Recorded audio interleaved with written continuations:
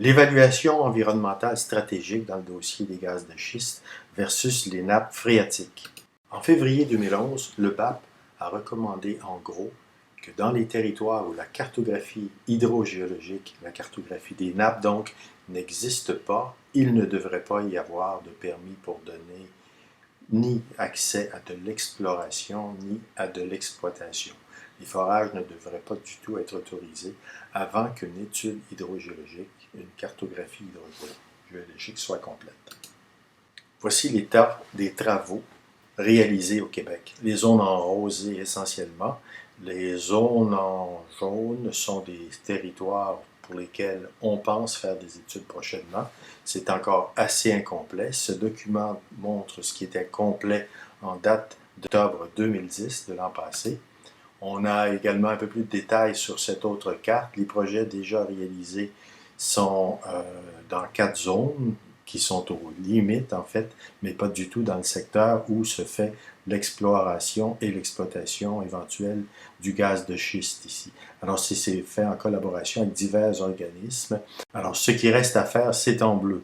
Et ce qui est déjà fait, c'est en vert, malgré qu'on puisse dire que les travaux sont faits dans ces zones-là. C'est une cartographie qui est souvent très incomplète parce qu'on n'a pas vraiment les lignes de niveau de la nappe. Alors on va regarder concrètement qu'est-ce que ça peut signifier. Alors voici les territoires, évidemment, où on aurait besoin en priorité de cette cartographie. C'est l'ensemble des territoires où des permis d'exploitation et d'exploration de gaz de schiste ont été donnés. Alors, vous voyez que c'est majoritairement dans la zone où on n'a pas de données sur les nappes. Prenons un exemple bien réel pour montrer ce qu'on doit faire ou ce qu'on devrait faire dans le cas d'un puits. Le puits dont je vais vous entretenir est un puits qui existe, une dizaine de kilomètres au nord-est de Trois-Rivières. C'est le puits Champlain 1H de la compagnie canadienne Forest Oil. Regardons un peu les données de ce puits. Alors, le puits a été foré en 2008. C'est un puits qui a une extension horizontale qui s'étend sur environ 900 mètres. Il y a eu ensuite fracturation hydraulique. Et les données qu'il faudrait faire à partir de maintenant, ça consisterait, je crois, à implanter un réseau de piézomètres pour pouvoir obtenir une cartographie hydrogéologique. Alors, qu'est-ce que c'est qu'une cartographie hydrogéologique? C'est qu'à partir de ces points d'échantillonnage sur le territoire, dans la zone de fracturation, mais aussi en dehors de la zone de fracturation, on doit pouvoir établir des courbes de niveau de la nappe. Si vous voulez, ce sont les lignes en bleu ici qui montrent les différents niveaux en termes d'élévation de la nappe phréatique. Ces lignes se nomment isopièses. Lorsque les courbes sont assez rapprochées, comme par exemple dans cet endroit-ci, on peut décrire que la pente dans la nappe ou le gradient hydraulique est plus élevé. Lorsque l'écart entre les lignes de niveau est plus grand, ça signifie que le gradient est plus faible.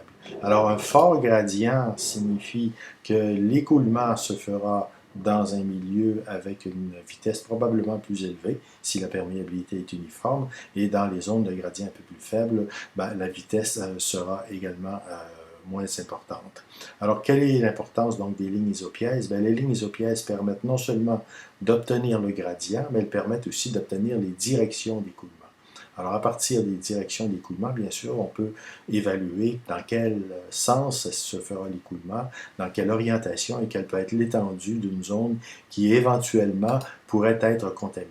Alors, la contamination, supposons qu'elle est l'origine du puits, bien, on voit ici qu'on aura un certain secteur, ce qui est délimité en vert, qui serait un secteur où on aurait plus de chances de retrouver du méthane. Il faut donc avoir une densité de réseau, pas uniquement de points d'échantillonnage, pas uniquement à proximité même du forage, mais également dans une certaine étendue. Le puits n'est qu'une des deux sources. Il y a également toute la zone où le massif rocheux a été fracturé. Il est possible que dans des réseaux de discontinuité naturelle, il y ait également écoulement de méthane. Quand je parle méthane, c'est que le gaz, bien sûr, est beaucoup plus mobile. On a également les autres éléments qui peuvent amener une contamination, c'est-à-dire la salinité très élevée naturelle de ces couches en grande profondeur, auxquelles s'ajoutent tous les produits de la fracturation hydraulique qui n'ont pas été remontés. On sait qu'il y a environ moins de 50%, moins de la moitié des fluides de fracturation injectés avec les produits chimiques qui sont recaptés par le forage au moment où on fait le puits. Alors, ces fluides-là pourront migrer en fonction du temps. Alors, pour établir des auréoles de contamination, pour avoir une idée de quels sont les secteurs à surveiller dans lesquels on peut donc détecter du méthane et des éléments chimiques, bien c'est le type de travail qu'il faut faire. Alors, c'est pas superflu de faire ça à cet endroit, à ce forage précis. Dans le cas de ce forage précis, regardons-le vu en coupe. Alors, l'élévation du terrain à 8,5 mètres, c'est un forage qui, initialement, devait descendre jusqu'au milieu de la couche du Tika. En raison de pépins, on a dû reprendre le forage, la partie horizontale de ce forage a été faite à peu près à partir de la profondeur 660 mètres seulement. Et entre le forage qui était prévu et le forage réel, on a en plus un écart d'environ 35 mètres. Alors tout ça pour dire que le point à l'extrémité du forage ne se trouve qu'à un peu moins de 600 mètres sous la surface. Ça implique ceci que lorsqu'on superpose la fracturation hydraulique, en supposant encore une fois, prenons les chiffres de l'industrie, qu'elle s'étend sur 90 mètres de hauteur au-dessus du forage qui a été réalisé, ça ne laisse en fait que moins de 400 mètres de distance entre le bas des nappes, qui peut être à 100 mètres de profondeur, et le haut de la zone fracturée, qui elle est environ à 500 mètres de profondeur, avec les données qu'on a pour ce simple forage-ci.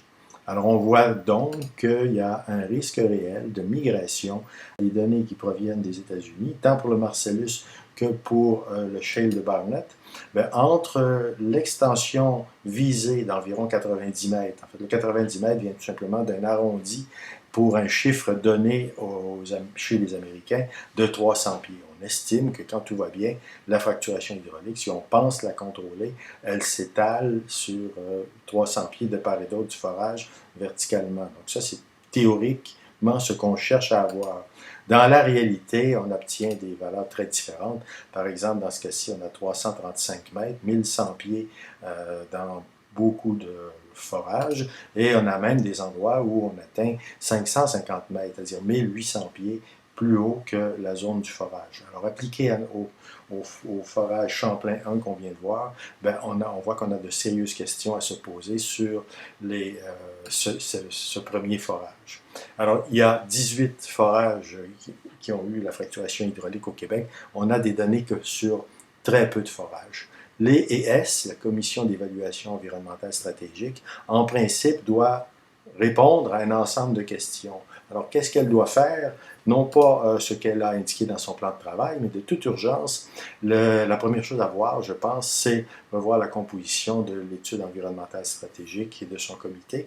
Son comité comporte des membres qui, manifestement, n'ont pas donné la bonne orientation. Lorsqu'on parle des nappes, dans le plan de travail proposé, on parle d'étudier les nappes pour voir si ça ne pourrait pas être une ressource d'eau devant servir à l'industrie pour faire la fracturation hydraulique et pas du tout pour la protection de cette eau souterraine qui est actuellement une des sources principales pour l'alimentation. Alors, ça, c'est une des premières choses à faire.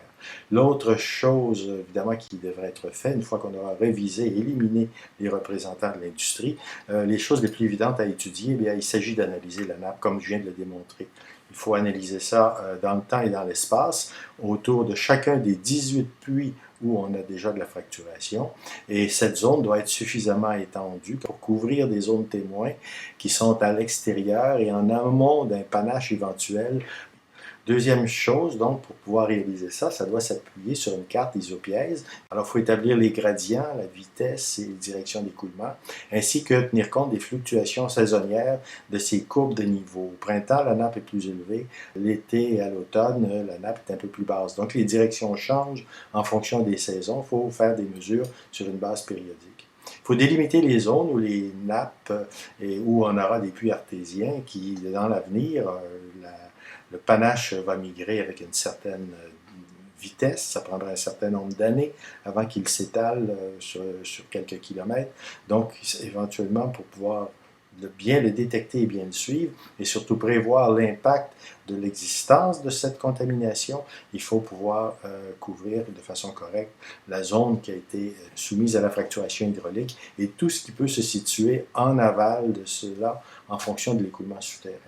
En cas de présence dans la nappe, alors là, bien sûr, il faut compléter par des prélèvements, des analyses périodiques, notamment la détection du carbone 13 dans les isotopes, dans les 3 gaz qui sont généralement présents, méthane, éthane et propane. C'est la technique reconnue, utilisée couramment pour faire un bon traçage des fuites. Il y a évidemment, une fois qu'on aura fait ça, parce qu'on a déjà des puits, donc il faut établir dans les 18 zones, 18 cartographies hydrogéologiques détaillées. Il y a bien sûr comme tâche additionnelle à cette commission, le comité de l'ES devra répondre avant toute autre chose à la question oui ou non, est-ce qu'il est raisonnable de penser poursuivre dans ce type de développement au Québec, qu'est-ce que ça peut apporter comme avantage versus les énormes inconvénients qu'on peut déjà détecter. À partir du moment où la réponse serait non, il y a malgré tout une 4e tâche à faire. Alors que ce soit oui ou que ce soit non, les lois et règlements actuels qui touchent cette industrie ne sont absolument pas adaptés, notamment le transfert de propriété des puits lorsqu'ils sont épuisés et qui sont abandonnés. La procédure qui réglemente cette étape-là est vraiment minimale et on a 18 puits déjà fracturés au Québec. Donc, en fait, le scénario 0, l'option 0, déjà, on a dépassé cette étape-là et c'est une question très importante qui doit être résolue. Une révision urgente à la loi. C'est la loi des mines qui s'applique, l'ancienne loi des mines en plus, même pas la nouvelle, qui va continuer à s'appliquer sur ce type d'industrie et ça n'est absolument pas prévu, ça n'a absolument pas été pensé pour ce genre de problématique.